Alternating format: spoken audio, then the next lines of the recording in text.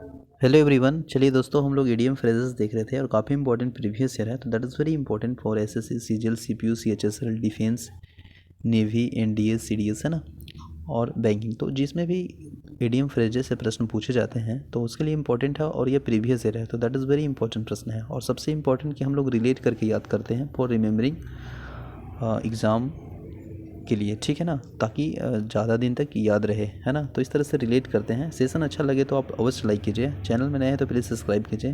तो ऑलरेडी हम लोग 110 तक बेसिकली देख लिए थे, आज 111 से देखेंगे, ठीक है ना। तो चलिए स्टार्ट करते हैं। देखिए 111 में देखने को मिलेगा 111 कि नेक एंड क्रॉप, है ना। नेक एंड क्रॉप मतलब क्या होता है। देखिए जैसे आप फ़ोटो खींचते हैं ना, फ़ोटो खींचते हैं मान के चलिए दोस्तों, तो उसको अगर क्रॉप करके फ़ोटो को सजाते हैं पूरी अच्छा से, यानी पूरी तरह से, तो वह कंप्लीट फ़ोटो बन जाता है। मान के चलिए कि फ़ोटो आप खींचे, उसको क्रॉप करते हैं कि नहीं, इतना से क्रॉप कर दो ना और इसको बढ़िया से अप रखो कंप्लीटेड रूप से। तो पूरी तरह से अगर फ़ोटो को बढ़िया से कट करके रखना है तो अच्छा तरह से उसको अलग फाइल में रखते हैं। तो इसका मतलब ये हुआ कि नेक एंड क्रॉप मतलब पूरी तरह से कम्प्लीटली, है ना। तो फ़ोटो को क्रॉप करते हैं तो अच्छा तरह से वो बन जाता है, यानी कंप्लीट फ़ोटो बन जाता है, यानी पूरी तरह से। तो नेक एंड क्रॉप मतलब क्या होता है, पूरी तरह से। आई होप रिलेट हो पा रहा होगा और याद भी हो रहा होगा। बेसिकली आप इस तरह से बोलेंगे तो याद रहेगा बिल्कुल। नीक नेक एंड क्री मतलब अच्छा है, क्रॉप मतलब कट नहीं करते हैं कॉपी को, कट करके और उसको क्रॉप करके अलग फाइल में रखते हैं फ़ोटो को, तो वही पूरी तरह से अच्छा हो जाता, तभी तो कंप्लीट करते हैं फ़ोटो को क्रॉप करके अच्छा तरह से। अब देखिए बाय द डीन टॉप, तो बाय द डीन टॉप, यहाँ तो बाय द डीन टॉप नहीं है बट रटे रटाए मेरा था इसलिए बोल दिए। बाय द वर्टेक्स ऑफ और बाय द डीन टॉप दोनों एक ही है। तो बाय द वर्टेक्स ऑफ मतलब होता है के बल पर, है ना, बाय द पावर ऑफ। और बाय द डिंट ऑफ होता है के बल पर, ये भी होता है लेकिन ये मेहनत के दम पे होता है और ये पावर के दम पर हो गया। जैसे आपको ट्रिपल स्टार है तो ट्रिपल स्टार का पावर यूज करिएगा। बेसिकली आप समझ पा रहे होंगे मेरे भावनाओं को। तो बाय द वर्टेक्स ऑफ मतलब क्या होता है, के बल पर, यानी वर्टेक्स ऑफ मतलब के पावर पे, है ना, के बल पर। और बाय द डिंट ऑफ होता है के बल पर, यानी मेहनत के बल पे आप अपना जॉब को एक्वायर किए हैं। तो कहीं ना कहीं by the vertex of, by the didn't of, ये दोनों याद होगा, इसलिए इसका ट्रिक नहीं है। बाय द वर्टेक्स ऑफ मतलब होता है के बल पर, और बाय द डिंट ऑफ होता है के बल पर, ये भी होता है, लेकिन बाय द डिंट ऑफ होता है मेहनत के बल पे, और बाय द वर्टेक्स ऑफ होता है पावर के बल पे, ठीक है। तो दोनों याद कर लीजिएगा, ठीक है ना। तो बाय द वर्टेक्स ऑफ के बल पर, यानी बाय द पावर ऑफ। इसके बाद है to carry favour, to carry favour, है ना। तो यानी इसका मतलब ये है कि कृपया दृष्टि जीतना, है ना, कृपया दृष्टि जीतना। अब देखिए मान के चलिए फेवर में किसी का है ना, फेवर में किसी के हैं, जैसे मान लीजिए कि कोई आपका दोस्त है, उसका फेवर में है, और फेवर के साथ साथ इतना एकदम क्यूरियसिटी से देख रहे हैं, मतलब केयर कर रहे हैं, तो उसका दृष्टि को आप, है ना, विन कर लीजिएगा, मतलब जीत जाइएगा फेवर में रह के। तो किसी कृपया दृष्टि को जीतना, किसी के फेवर में हो जाइए और उसी को बात को केयर कीजिए, उसी के बात को थोड़ा सा गहन कीजिए, मंथन कीजिए और उसी के फेवर में रहिए। तो to carry the favour that means कि कृपया दृष्टि जीतना, यानी to win the favour of. तो आई होप रिलेट पा रहा होगा। टू कैरी फेवर मतलब होता है कि कृपया यानी दृष्टि जीतना। तो फेवर में रहिएगा तो ओवरऑल आप अवश्य उसका जो दृष्टि है, व्यूज़ है, वो कहीं ना कहीं जीत पाइएगा, यानी उसका जो विन पावर होगा वो अति मतलब फेवर का, वो दृष्टि का, वो जीत पाइएगा। तो फेवर में रहिएगा तब, अब फेवर में नहीं रहिएगा तो फिर अगेंस्ट में हो जाइएगा। तो to carry favour that means कि कृपया ये दृष्टि जीतना, to win the favour of. Next है for a song. For a song मतलब होता है काफ़ी कम कीमत पे। मान के चलिए कि अगर आप गांव से बिलोंग करते होंगे तो अगर किसी बच्चा को अगर गाना सुना देते होंगे तो कोई अगर काम होगा ना तो बहुत कम कीमत पे कर देगा। इन द सेंस मेरे कहने का मतलब ये है कि अगर गाना सुना दीजिएगा तो काफ़ी कम कीमत पे आपका काम हो जाएगा, at a very low price हो जाएगा, ठीक है ना। तो गाना सुना दीजिए, वह आपका जो हो जाएगा कीमत, रेट, प्राइस वो कम हो जाएगा, तो काफ़ी कम कीमत पे काम हो जाएगा, ठीक है ना। ओनली रिलेट करने के लिए इस तरह से बोले, डोंट माइंड इट। ओके, तो समझ पा रहे होंगे। एक गाना सुना दीजिए फॉर ए सॉन्ग, यानी काफ़ी कम कीमत पे, at a very low price, ठीक है। इसके बाद है इवन एंड एनोन। तो इवन मतलब आप सभी जाना जब तक, यानी नाउ एंड देन, तो ये तो रिलेट हो ही जाएगा और याद होगा, ठीक है ना। इवन एनोन मतलब जब तक। इसके बाद है देखिए fight sky, fight sigh of होता है। तो देखिए फाइट होता है, तो देखिए बहुत सारे लोग हैं ना फाइट से बचना चाहते हैं, कोई नहीं चाहता है अब वर्तमान सिनेरियो में लड़ने के लिए, यानी टू अटेम्प्ट टू एवॉइड, इसे एवॉइड करना चाहता है, बचना चाहता है।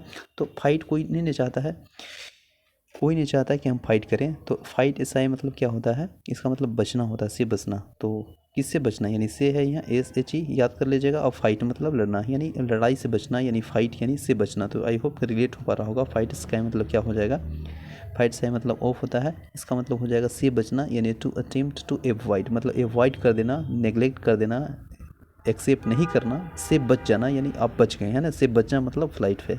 इसके बाद देखिए डंप स्क्वाइब।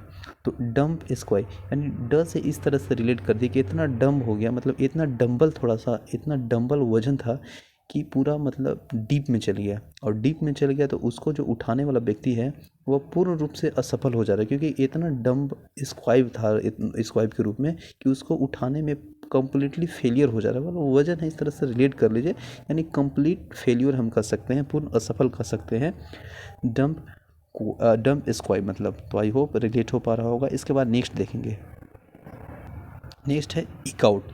इकआउट मतलब होता है आमदनी बढ़ना है ना, सप्लीमेंट इन इनकम। तो एक आउट मान के चलिए आप क्रिकेट खेलते हैं, हम लोग क्रिकेट खेलते थे जब 10th में होते थे। तो क्रिकेट खेलते थे तो हम लोग पैसा से क्रिकेट खेलते थे कि अब पैसा मिला कर टीम, एक टीम और बी टीम, तो उस तरह से पैसा मिलाते थे ना। तो बोलते थे कि एक और आउट हो जाएगा, 2 और आउट हो जाएगा तो हम लोग मैच जीत जाएंगे। तो वहाँ पे क्या हो जाएगा ना कि आपका जो पैसा लगाए हैं 20 रुपया तो उसका डबल हो जाएगा 40 रुपया है ना। तो आपका आमदनी बढ़ना है ना, सप्लीमेंट इनकम हो जाएगा। तो only for relate, don't mind this and that. Okay, तो एक आउट मतलब क्या हो जाएगा कि अगर एक आउट अगर होगा विकेट तो हम लोग मैच जीत जाएंगे यानी हमको आमदनी बढ़ जाएगा, ठीक है ना। बट इस तरह से नहीं है, डोंट माइंड इट। इसका देखिए शार्प प्रैक्टिस। देखिए शार्प प्रैक्टिस मतलब होता है डिसऑनेस्ट मीन्स मतलब गलत तरीके से। इतना प्रैक्टिस मत कीजिए शार्प की मतलब वो गलत तरीका हो जाए है ना। तो practice that is very important, but sharp practice गलत तरीके से। देखिए इडियम्स है ना, तो इसका डायरेक्ट रूप में वर्ड को अर्थ नहीं लगा सकते हैं दोस्तों, भावार्थ देखना रहता है। तो देखिए शार्प प्रैक्टिस मतलब होता है डिनोस्ट मीन्स यानी डिसऑनेस्ट मीन्स यानी गलत तरीके से, ठीक है ना। तो शार्प प्रैक्टिस मतलब क्या हो जाएगा, माने गलत तरीके से है ना। यानी शार्प से याद कर लीजिए ना, सेमफुल है ना। सेमफुल मतलब यानी सेमफुल मतलब होता है इतना खराब बात, यानी शार्मफुल या। तो शार्प प्रैक्टिस मतलब होता है गलत तरीके से। अब देखिए कुक एंड स्नोब मतलब क्या होता है, असमान या अवमानना दर्शाना है ना। तो इसका मतलब to show the impudent count,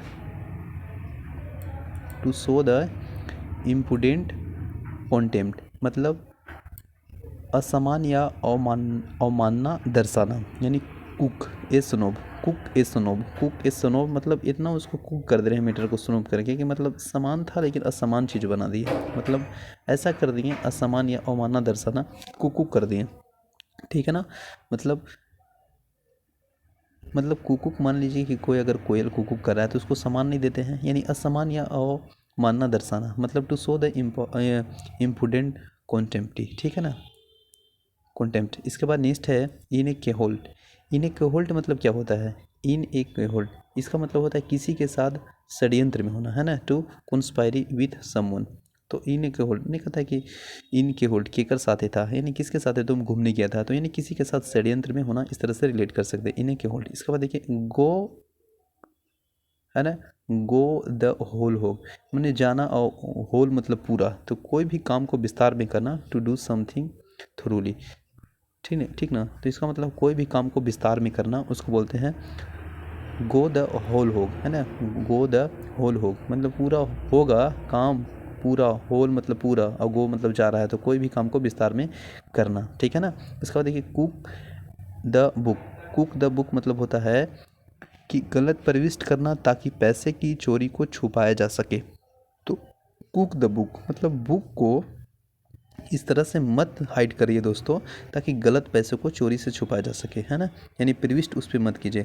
तो कुक द बुक मतलब खाना, इस तरह से रिलेट कर दीजिए ना कि बुक पे इतना मतलब ऐसा कोई रिकॉर्ड फॉल्स इन्फॉर्मेशन मत दीजिए ताकि उसे गलत तरीके से छुपाया जा सके। तो बुक के तो कोई गलत तरीके से नहीं छुपाया जा सकता है क्योंकि बुक इज़ नॉलेज, है ना। तो इस तरह से रिलेट कर लेंगे, यानी कुक द बुक मतलब होता है गलत प्रविष्ट करना ताकि पैसे की चोरी को छुपाया जा सके, है ना।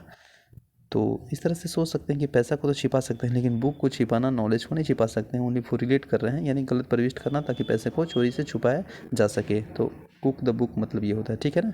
यानी to record false information, steal money, to show the wrong, hide stolen money, है ना। तो इस तरह से रिलेट कर लेंगे, यानी बुक को हिस्सा मत करिए ताकि गलत तरीक़ों से छुपाया जा सके, है ना, पैसों को। इसके बाद देखिएगा बेयर फेस लेयर, यानी बेयर फेस लेयर मतलब होता है, देखिए फेस मतलब इतना बेयर फेस हो गया, मतलब इतना बेशर्म हो गया तुम लेयर में पेयर में कि तुम मतलब कह सकते हो कि बेशर्म तरीके से झूठा व्यक्ति हो, यानी इतना फेस में तुम बेयर हो गया मतलब बेशर्म, यानी बेयर फेस। तो बेयर फेस मतलब रिलेट कर पा रहे हैं ना, यानी बेशर्म तरीके से झूठ व्यक्ति, यानी सेमफुल लेयर हो जाएगा। यानी बेयर फेस लेयर मतलब क्या होता है, बेशर्म तरीके से झूठा व्यक्ति, ठीक है ना। इसके बाद देखिए bend the truth, bend the truth मतलब क्या होता है, सच छुपाना या तोड़ मरोड़ के पेश करना। तो बेंड द ट्रूथ, तो मान लीजिए जो ट्रूथ है, जो सत्य है वो हमेशा सत्य रहेगा, ट्रूथ इज ऑलवेज ट्रूथ, है ना, गुड इज ऑलवेज गुड और बैड इज ऑलवेज बैड। तो ट्रूथ के कोई बेंड नहीं कर सकता, बेंड इन द सेंस कि कोई उसको तोड़ मरोड़ नहीं सकता है, अगर वह सही है तो सही होगा, गलत है तो गलत होगा, है ना।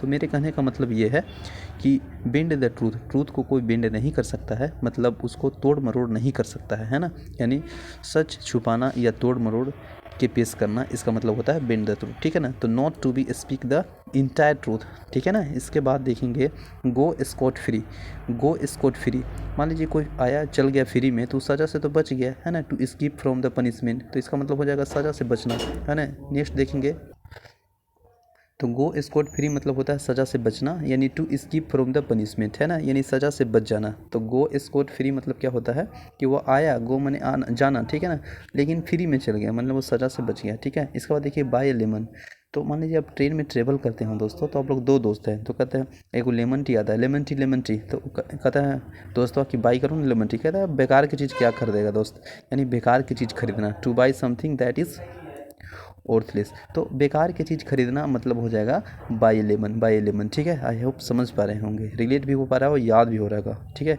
इसके बाद देखिए हैंड इन ग्लोब, तो कोई भी ग्लोब अगर हाथ में पहना है तो समझ सकते हैं वह जो व्यक्ति होगा कहीं ना कहीं घनिष्ठ रिश्ते या परिवार से रिश्ता होगा, है ना, यानी बहुत अधिक घनिष्ठ भरे रिश्ते से आपका दोस्त है, यानी हैंड में ग्लोव पहना है, हैंड तो ठंडा में खाली है लेकिन वो ऐसा हाथ है जो कि अपना ग्लोव पहना है, तो दैट मीन्स कह सकते हैं कि it is extremely close relation, मतलब बहुत अधिक घनिष्ठ भरे रिश्ते, ठीक है ना।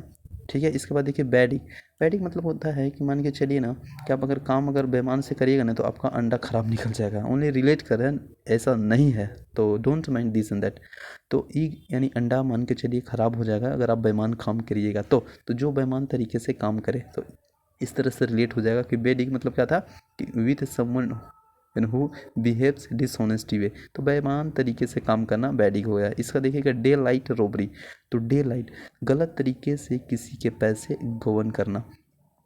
हाँ, तो मानिए कि वो दिन में नहीं किया था गलत तरीके से पैसे को गम, वह डे लाइट मतलब डे लाइट में कर दिया, यानी लाइट आया, इसके बाद फिर लाइट आया, लाइट आने से पहले वह रोबरी यानी लेके चल गया, रो रो के वह सोच रहा है कि मेरा गलत तरीके से पैसे को गवन कर लिया। तो डे लाइट माने लाइट आने से पहले डे में ही वो पैसा को लेके चला गया, इस तरह से रिलेट कर लेंगे, यानी गलत तरीके से पैसे को गवन करना, यानी ब्लेंटली ओवर चेंजिंग और removing someone's money by the foul play of deceive someone, ठीक है। तो आई होप आज तक सेशन में समझ में आया होगा, रिलेट भी हो पाया होगा। तो हम लोग 130 तक देखें, 130 से 150 नेक्स्ट सेशन में देखेंगे। सेशन अच्छा लगा होगा तो लाइक कीजिएगा। मिलते हैं नेक्स्ट वीडियो में। जय हिंद।